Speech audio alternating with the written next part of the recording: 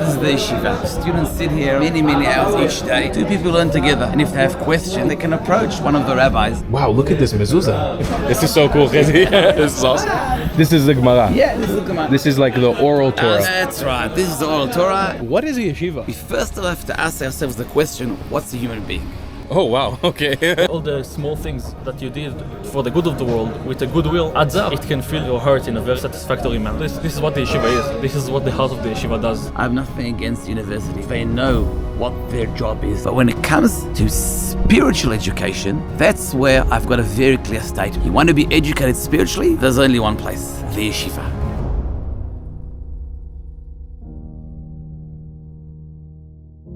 Thank you to my patrons on Patreon for funding my content. I cannot make these videos without your support, and I really appreciate it. Thank you, patrons. You're the best. Shalom, Chaverim, and welcome back to one of my favorite cities in Israel. We are in Tzfat, up in the mountains of northern Israel, and I am here with... Yosef Abulafia. What's up, my brother? Good to see you again. Great to see you, man.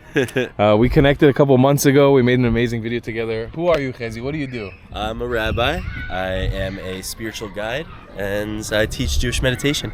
Okay, and where are we heading into today? Today we are going to one of the many yeshivas in Tzfat. This one's very special to my heart. It's called Yeshiva Ateret Mordechai, in honor of the chief rabbi of Israel, Rabbi Mordechai Eliahu. And this one in particular is very special because this is a Sephardi yeshiva and based off of Rav Kook as well. So it's like Zionist, not really Haredi. It's pretty cool. It's very interesting because me and Hezzy both share ancestry of Ladino Turkish ancestors. Yeah. And this is just an amazing place to come. I've wanted to make a video like this for a long time inside of a yeshiva. And because of Hezzy, we're being able to get an inside look of what a yeshiva is actually like. And there's many different types of yeshivas as well. There's Baal Tshuva yeshivas, like for guys who aren't religious at all and they come, they want to get closer to God. Eshet Torah, we could maybe go next week if you want. There's a Chabad yeshiva maybe we could check out. This one in particular, we got a meeting with the Rosh Yeshiva, so let's go check it out. Okay, we are entering the yeshiva. I'm excited. Wow, look at this mezuzah. That's amazing. How are you doing? Very nice to see you. Welcome to our yeshiva. It's called Yeshivat Ateret Mordechai, and you know where it's located. In the holy city of Tzfat. Yeah. A very special city. He's basically like the principal. He's the Rosh Yeshiva. What is your name, sir? My name is Shai Levi. Shai Levi. Yeah. Nice to meet you, Shai Levi. I'm the Menahel, the Rosh Yeshiva. We've got here students and they're all learning and devoted to their learning, Baruch Hashem. Amazing. I'm really excited to see your yeshiva. Welcome. Thank you so much. It's good to see you. Good to see you as well. And by the way, we welcome you and we also welcome everybody that wants you. There's a very warm welcoming here. Feel the energy immediately. Wow, these mezuzot here are next level, man. So, this is your yeshiva? Yeah, this is the yeshiva. So explain to me, because like I'm walking around right now, right? I've been to many synagogues in my videos, but I'm hearing a lot of noise. It sounds like a market in here. Like there's a lot of chirping back and forth and a little yelling. People are doing their best to try and understand what our ancestors have written down in their books. And each one of them has a different understanding. So they debate, one with their fellow friend, what is the right understanding? And that creates this amazing energy and upliftment atmosphere, which you feel here. By the way, you'll feel here at 11 o'clock in the morning, and you also feel it at 11 o'clock at night. Amazing. Okay, where's next? Where should we go next? This is the main room of the yeshiva. The students sit here many hours each day, and they learn together. Generally speaking, the learning is in a chavuta. Two people learn together. They try and solve the Gemara together and understand it. And if they have questions, they can approach one of the rabbis. They're very devoted to the students, very personal attention to every one of them. And together they learn and study, and it's an unbelievable atmosphere. Now you said some words here that I think maybe some people who are watching, they don't know exactly what is Gemara, they don't know what Chavruta is. Could we see kind of what that is like? Of course. Maybe you could tour us through that? I'll tell you, an English speaker would be best, right? Yeah. Okay. But I can also translate if somebody speaks Hebrew. No, it's English. This is so cool, Hezzy. This is awesome. This is the Gemara. This is the Gemara. Yeah, this is the Gemara. What is the Gemara? I got it. Let's say it looks like a book. No, it's not just a simple book. Here in the middle, it's what our ancestors, and from thousands of years ago, they've all taught us Torah laws. And in the middle of the page, you've got the most first rabbis, and afterwards their commentaries. You've got here commentaries here, and more commentaries. How long do you think it will take to learn this page? How do give me approximate? How? I know the answer to this because I'm Jewish, but I'm gonna go and give the non-Jewish answer. No problem. And let's say it takes 20 minutes. 20 minutes. And I want to tell you that we learn this page. It can take us also a few months. Few months. Few months. Because there's a big back and forth, right? It's like a debate. A massive debate and different understandings.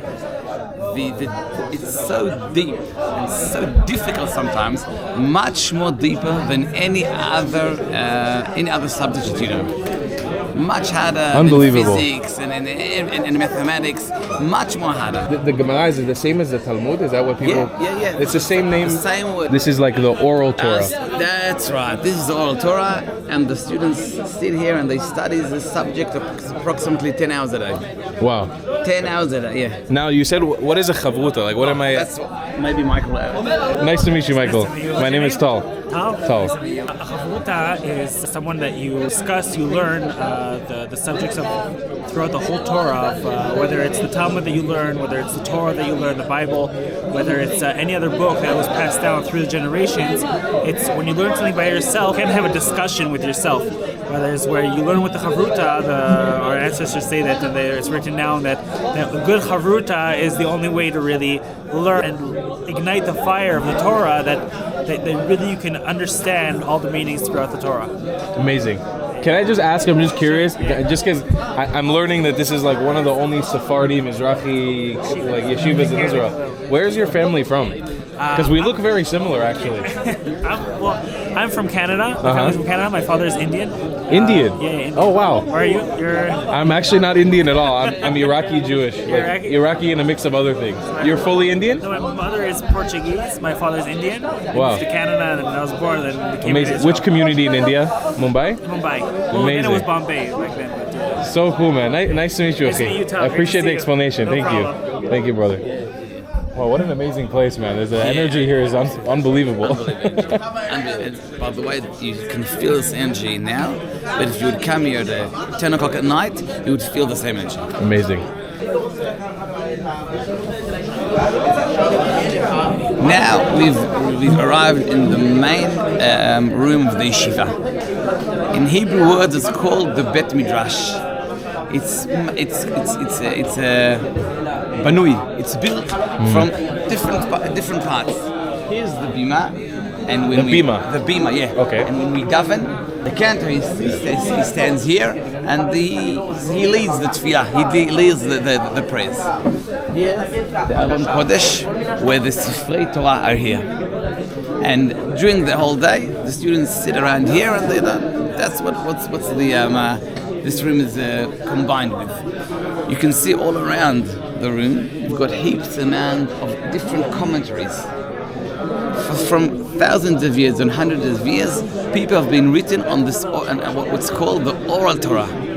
Some of the students have questions. They can also approach us and ask to clarify the terms of which they're learning, and if they're also going to be independent and open the books and learn by themselves. So they've got everything that they need to develop in their learning here. בוא נשאל, כן, מה אתה לומד פה בישיבה? מה השם שלך? שמי דוד. David. לומד פה עם מרדכי בנימין. So we have David here. He's learning with Mordechai. These are our beautiful students here. ספר לי קצת על מה שאתה לומד פה בישיבה. אנחנו לומדים שלל דברים. He's learning a lot of things here in the yeshiva. גם בנושא הגות, מחשבה, גם בנושא... רוב היום לומדים גמרא, שזה בעצם נקרא לזה הבסיס העיוני של התלמוד. So he's learning a lot of Gemara, the core of what it is to learn Torah, to exist as a Jew. אבל עכשיו בחודש אלול, שזה חודש של חזרה חזרה בתשובה, שחזרה למקורות. אנחנו מתמקדים גם הרבה בנושא של התשובה של האדם כלפי עצמו. So now we're in the month of Elul. It's the high holidays month. We're focusing a lot on how to better yourself, how to redemption before the high holidays. סבבה? התקלת אותי הכי חזק, אבל אני גרוע בדיבורים. מעולה אחי. No, you're fantastic. He's a little shy, but he did a great job. So we're happy to meet you. מאיפה המשפחה? מה העדה? פרסי. Parsi. We got a Persian Jew here. Iranian. Amazing. Here is one of the classrooms. After the students finished learning independently, they're split to different kinds of groups, different kinds of levels. And one of the groups come here, and the rabbi, the teacher, he learns together with them. What kind of lesson would they learn here? Like I can see here we have a Talmud Bavli, like the Babylonian Talmud. Exactly what they learned in the Bet Midrash. That's what's special about the yeshiva. We don't spread upon heaps of topics. But the major topic that we learn is the Gemara, the Talmud. So in fact, what they learned individually, the same material, they learned together with the rabbis. And it's unbelievable. Because when a student learns the Gemara, he understands it in a certain level. So he comes to the lesson, and suddenly, what does he discover? The same words that he's learned, they've got a different understanding. And that's what makes the learning so special. Because everybody learns the same things. But the same words have so many different understandings. And that's why it's so interesting. Because we learn and we try all the time to seek a deeper understanding. And suddenly you get to the lesson, to the shiur, and you discover, wow, there's heaps of things which I haven't even thought about it. That's what makes the learning so attractive. Amazing. What's your name, brother? My name is Yehoyada. Yehoyada Tal. Yehoyada? Yehoyada Tal. Yehoyada Tal. I've never heard this name in my life. Yeah, it's a very biblical name. How do you say it? Yehoyada. Yehoyada Tal. Yeah, Tal is the family. Oh, okay. Okay. My first name is Tal. Ah, nice. Oh, that's why I was confused. I thought you were saying my name. Yehoyada. I've never heard this name. Amazing. Tell me a little bit about your experience studying here in this yeshiva. The experience studying here in the yeshiva. First of all, it's a lot of fun. You really get to grow as a person, to experience and grow as a personality in a spiritual manner, which is something I really appreciate here. The way that the yeshiva learns here is not just the yeshiva, not just the halakha. You go to learn this, you do this, you have to do that, you have to do that. We learn the Torah here from a place of shlichus, of like coming from yourself, like wanting to do it. Yeah. That it's not something just physical about what you have to do and keeping the heritage. It's also the will to fix the world, to do tikkun olam, to make the world better. Yeah. And learning Torah from that place, really, this is what the yeshiva is. This is what the heart of the yeshiva does in the place. Amazing. And what kind of amazing things have you learned here? Like maybe something important, a cool lesson that you learned since you came here? A cool lesson that I learned is something that pops into me. There's nothing that we do when we try to make good is not for nothing. Like every good deed you do, everything that you learn, every chesed and charity that you do in the world, it makes a difference. And you can at the start now, like a small thing when you just at the start of the way, you can't really see the effects. But at the end of the way, when you look back and you see all the small things that you did for the good of the world with a goodwill, adds up.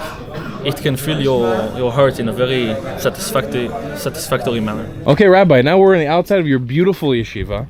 Probably a good time to ask, what is a yeshiva? I think that before we discuss the question, what is the yeshiva, we first have to ask ourselves the question, what's a human being? Oh, wow, okay. What I mean to say, we have been taught by our Torah scholars, our ancestors, that a human being is a creation which is combined from two parts. On one hand, he's got his physical body, and on the other hand, he's got his spiritual soul. Now, the same way that our physical body has to be built up, he's got to be fed with healthy food, It's okay. I don't know. He's got to be he's got to be fed with healthy food. He's got to be developed in the exact same way, and I think even more, his spiritual soul also has to be developed. Also has to be given the proper food which will build up his spiritual part of this very unique creation which is called a human being. Our yeshiva, the yeshiva which you see here, it aims at building the spiritual part of every human being. We don't teach people here how to build their bodies. It's important, but that's not the purpose of the yeshiva. The purpose of the yeshiva is to, first of all, recognize we've got a soul. We've got a spiritual part of what we are, of our creation. We are a very special creation because we've got this very special spiritual soul. And it has to be developed. And the way it's developed is through the yeshiva. That's what the yeshiva aims to do. You know, when I try to a building, I bring up a builder here. When I want to write a computer program, I bring someone that's its profession. When I want to build up a human being, I bring to the yeshiva. Because in the yeshiva, I can build his spiritual part. And that's what we aim to do at the yeshiva. Build up humanity. Build up people with very, very intense spiritual part. And what does the word actually yeshiva mean? I actually don't know. I mean, I know yeshiva means to sit, like leshevet. Now we're walking around. Yeah. And when we're walking, it gives us, we're walking out, as they know, it gives us a feeling of something very temporary. Mm-hmm. But when we sit down for a serious discussion, that gives us a feeling of what? A very serious and permanent place. The yeshiva is a permanent place for our students. Because what's the reason? Why does the yeshiva has to be so permanent? Permanent is a kavua, right? Yeah. Permanent because what they learn here has to be written on their hearts. And when what they learn here is going to be written on their hearts, it's going to be permanent for all their lives. That's why the yeshiva comes from the word yeshiva, sitting down. When someone sits down, that means that he's serious in what he's doing. That means what he's doing now has to be very permanent in their hearts. My students always ask me, Rabbi, tell me, how long do we have to learn the yeshiva for? And I tell them, when you understand that you're never going to leave the yeshiva, then you can leave the yeshiva. When you understand that you never leave the yeshiva, but you take the aspects and the terms and the ideology which you've learned in the yeshiva, you take it with you all your lives, then you can leave the yeshiva. One has to understand that the most basic educational foundation of the Jewish people throughout thousands of years has been the yeshiva. Each one of us should ask ourselves a very simple question. Where have the Jewish people been educated for thousands of years? The question is in the yeshivot. During thousands of years, each one of us was educated in this very basic educational foundation which is called the yeshiva. I want to be very clear. I have nothing against secular knowledge. I have nothing against universities. They know what their job is. Not at all. But when it comes to spiritual education, that's where I've got a very clear statement. You want to be educated spiritually? There's only one place, the yeshiva. And it's not me saying it. It's not my personal saying. We've been educated and we've got a tradition of thousands of years which has taught us. You want to grow up spiritually? Come to yeshiva. You want to learn other secular subjects? No problems. Excellent. I'm bad. I'm with you. That's the place of the colleges. No problems. But spiritual progression and development, our education institution is the yeshiva. What's your name, brother? My name is Ori. Ori. Where are you from? I'm from Nahariya. Nahariya. Yeah. Cool. Northern Israel boy. Tell me a little bit about your time here in the yeshiva. What has it been like for you studying here? I've been studying for 4 years now, and it's been great. The learning, and everybody is so friendly here, and we are like family around. We are family, and the rabbis really help you progress and stuff. I come from a very secular family, secular world, and the rabbi really helped me to start become more religious. Not just a part of being more religious when it comes to the rules and stuff, no. When it's come to see how the Torah connects with everybody on a personal, on a soul level. And I feel much more connected to my origins and my ancestors. My grandpa and my ancestors are proud of me for continuing the way of Judaism. Talk about That's amazing, man. Where's your family from? my family is from Tzfat. No, like your Yeah. like Aida. Yeah, Irakim. Irakim fully? Not fully, yeah. It's just a Patemani and Parsi. Amazing. So you got a little bit of Yemenite, a little Yeah. bit of Persian, but Iraqi is where you gravitate. Yeah. Just like me. You like the Kuba Shwanda? Yeah. This is my Iraqi brother right here. אני גם עיראקי, בגלל זה אני שואל. Okay, so we've just entered the rabbi's office. It's the rabbi's messy office a little That's bit. good. Messy is good. This right there is Rabbi Mordechai Eliahu, the chief rabbi of Israel. So Rabbi Mordechai Eliahu is who this place is based off of, right? Yeah. Yeah, we intend on building a yeshiva according to his tradition, according to his this very, very special personality. Rabbi Mordechai Eliahu was on one hand a great Torah scholar, and he had knowledge in all kinds of in all Torah subjects. On the other hand, he was very, very welcoming and very, very willing to help every Jew, no matter what. He had immense amount of patience to see, to accept everyone, to meet everyone, to give them a massive amount of attention which he needed. He was born here in Israel as well? No, he was born in Iraq. In Iraq? Yeah, He's like me! He's Iraqi. He was born in Iraq, and he came in. His father passed away when he was very, very young, under bar mitzvah, and his mother was very devoted to his education. And in fact, he grew up in a yeshiva. It's called Yeshivat Porot Yosef. There he would learn. He developed, and thanks to his mother, great devotion. Thank God, he grew up to be a great spiritual leader of Am Yisrael. So Wow. what we try to do is to educate our students in the main way, in a similar way, which combines together great Torah learning on one hand and lots of understanding. This photo, is that from his family? No. This photo here is from the Ben Ish Chai. The Ben Ish Chai is also a scholar of Iraq. He passed away more than 100 years ago, and Rav Mordechai Eliyahu, he's continuing the tradition of the Ben Ish Chai. In other words, we're here going through through the Ben Ish Chai, Rav Mordechai Eliyahu, and we're trying also to continue their ways. Although we admit that our spiritual level isn't as high as they are. Now, Rabbi, you gave me a sneak peek earlier. I asked you if you were Australian. That's not the full story. No, I'll tell you my story. Obviously, looking at you, like I can guess that you're not like you're not a descendant of Jews that came from Europe. Most likely, you look a little bit more brown. But I'm curious. Like, there's a big conversation piece in the world now about like colorizing Jews. We're always seeing like Mizrahi, Ashkenazi, Sephardi. We always need to define where we're coming from. Well, I know in our groups that's not so important. It is important for me to showcase to the world that not all Jews came from Europe or from the Holocaust. Of course not.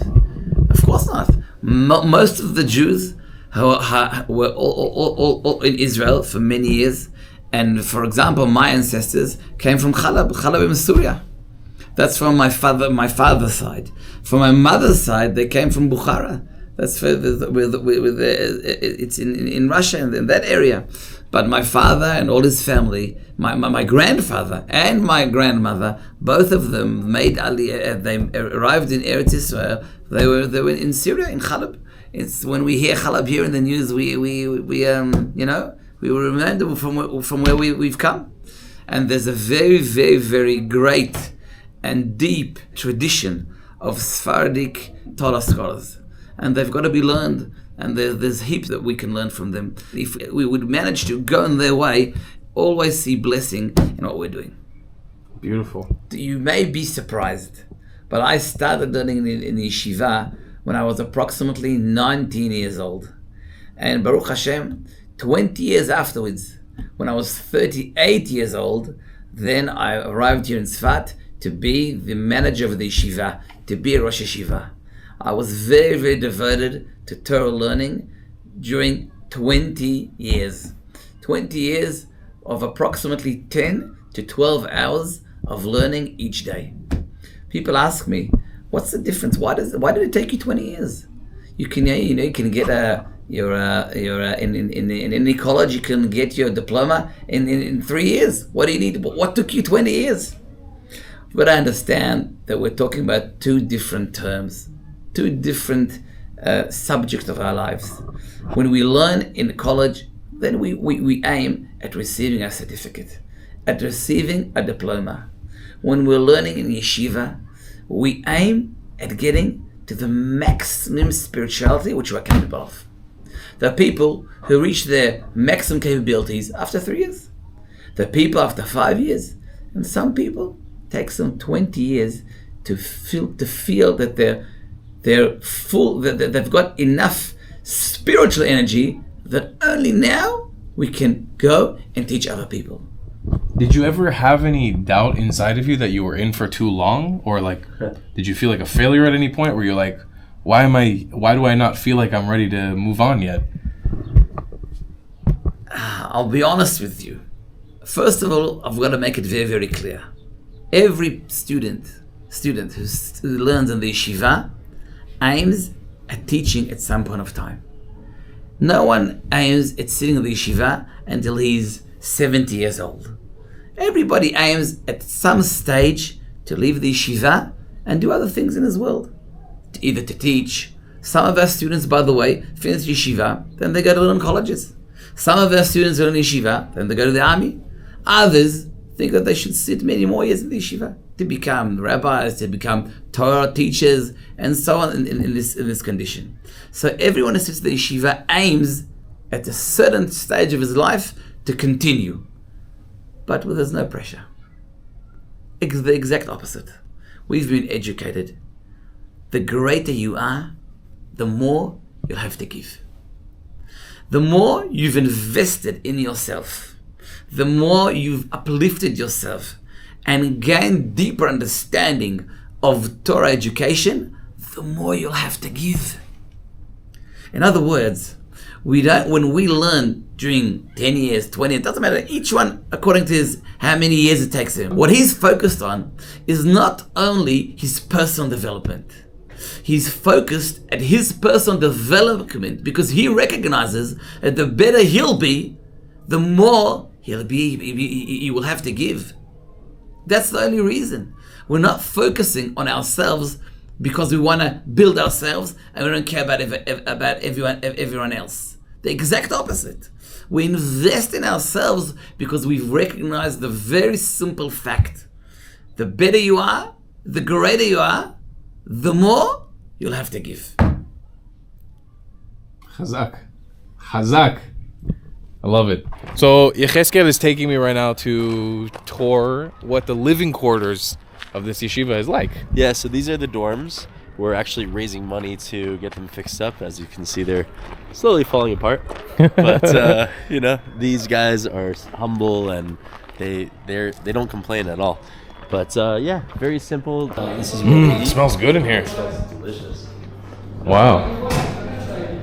This is a really great example of, this isn't me saying anything bad. This is just like, this is the homey environment of being in a yeshiva. It's like a boys' dorm. Yeah, or camp. Or camp almost. Yeah, very much. This is sleepaway camp. You see this kind of thing every yeshiva you go to. It's like just a lot of food, a lot of plates, a lot of this, because even when they're eating, they're studying. Right. They're talking, they're engaging. You want some eggs? I'll take an egg. Yeah, so they do buffet style. Let's see if it's oh, there you go, preparing for lunch. That's for lunch. You amazing. Some chicken. Yeah, let's check out more stuff. Nice big industrial kitchen. They're cooking in here. Nice kitchen in here. That's what smells like chicken. Yeah, it smells amazing.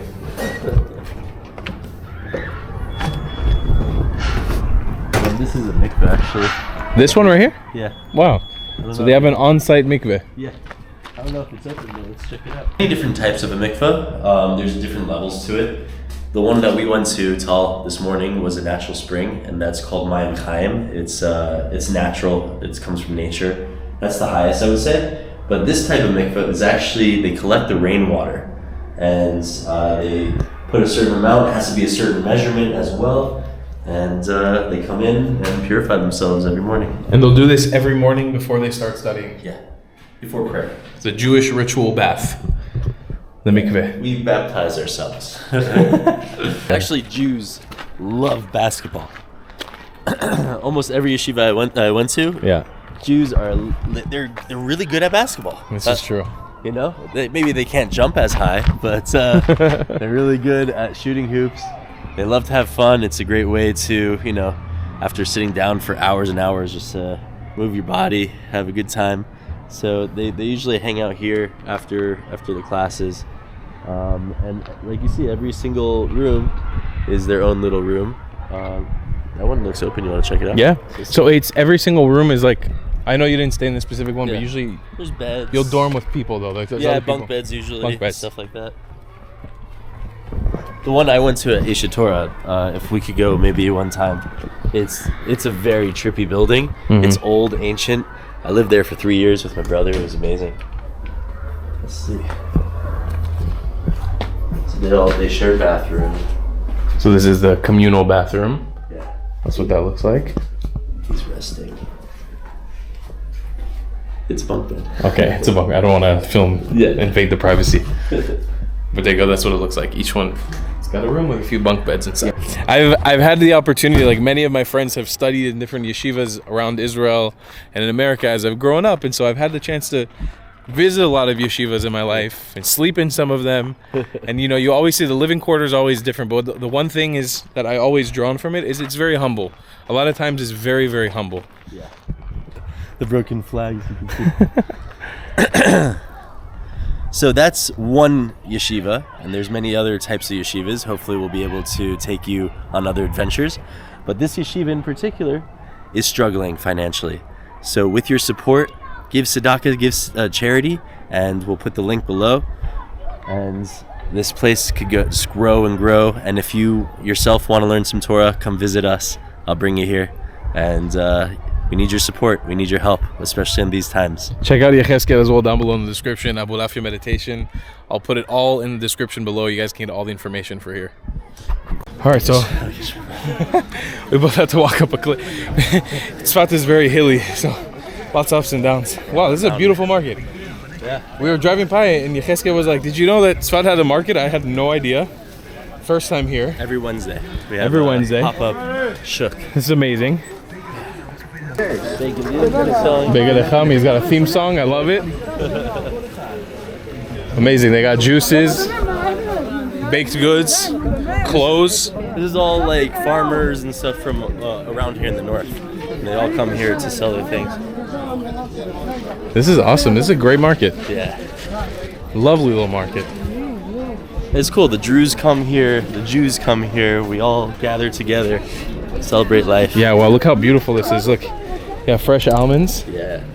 All these beautiful nuts. All of these. This is one of the biggest cultural things in Israel. Just pickled stuff. Bunch of olives. Beautiful stuff. I just wanted to show it too. I just bought this kippah, 15 shekel. I always like having kippahs around in my house, and I only have one at the moment since I just moved to Israel. 15 shekel. That's like $2.50, $3. Counterpart in Tel Aviv or Jerusalem would be like 5 times the price. So, and Yechezkel also found a cool cobra cane. Oh wow! Where'd you get your hat, man? My hat? Yeah. This hat right here? Can I try? Yeah. How does it look? I got it from the travelingclad.com. Have you checked it out yet? Also, I got this shirt. What? What is this, man? That's a Zionist combat dolphin. Wow. You got your little dodo? Check it out, the travelingclad.com, ladies and gentlemen. This is the Israeli way. Yeah. Yeah, look, you could go to a mall in Israel and get a shirt for 100 shekel, or you could come to the shuk and get a knockoff jersey with Arabic writing on it for 10 shekel. That's $2. $2.50. They keep it affordable out here. I'm impressed. I'm very impressed. Check out my friend Hezzy in the description down below. Check out the yeshiva, and I'll see you guys in the next one.